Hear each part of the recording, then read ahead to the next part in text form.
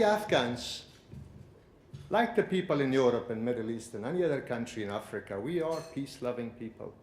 Afghanistan back in the 60s and 70s was a country that people were coming from Europe, and they were spending nights in the moon nights in Ghazni and the north of Afghanistan without a fear that they would be mobbed.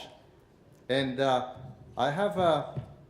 I hope somebody's not going to offend it, it's non-political, but when we had tourists coming, flying into Afghanistan, they were not fearing that they will be mobbed. And Justin Glass, my good friend, he was one of them that, you know, he came in 1970s. But those tourists which were coming from India, they were always, when in Kabul, they were checking their pockets around. So, because maybe somebody mugged them. So Afghanistan was very peaceful. The people were very peace-loving people, and our princess here, Zora, her family played a pivotal role in keeping the balance through the tribes. When I say the tribes, I didn't mean that we are aliens. The only difference which I have for now and when I'm in Afghanistan is that I have a little bit of big turban and shalwar kameez. That's the only difference. And I'm coming to West, I have to be civilized because William is always telling me you cannot be dressed like that. However, I would like to take this opportunity and call upon all the journalists and all the dear friends who matters not to forget Afghanistan. If Afghanistan is forgotten today, we are going to have a civil war, country is going to maybe divided, and there's going to be a lot of issues and problems. And we are now at a process that we need to continue the process. You call it democracy or a government or whatever system institutions we have, they have to continue. Tribalism, yes, it's not good, but we have code of conduct. We have the respect for our communities. We have the respect for others. We know how to live side by side. We know how to appreciate and respect the government. We know how to strengthen our government. We, not necessarily, would like to go and topple regimes. We don't believe in that, unless the regime is not functioning to the needs and requirements of the people. And I sincerely and dearly request that. And now, I would like to cut my words short. Maybe it's boring.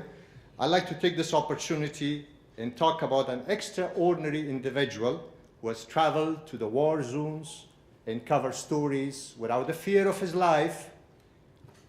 And the only reason he did that, so the world understand the devastation and miseries and atrocities which is taking place in Afghanistan, Yemen, Iraq, Gaza, and other parts of the world.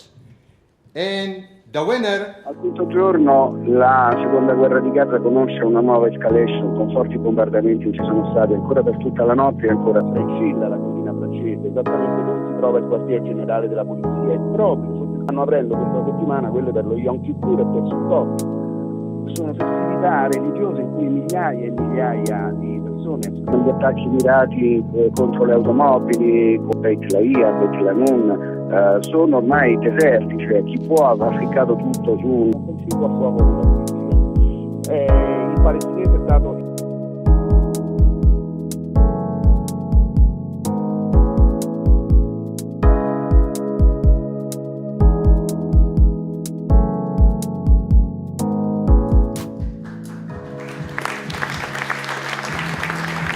It's Fabio Scuto.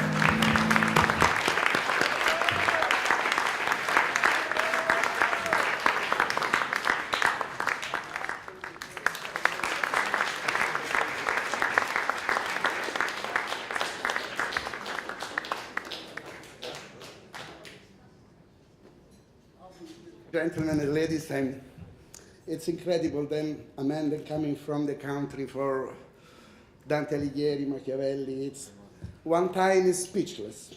I'm completely surprised. And I want to tell you, thank you. Thank you not only for me, but thank you for all the people that work and that worked with me. People then risk the life and lose the life with me. I bring this for me, but for all the memory, then the people work with me. Thank you so much.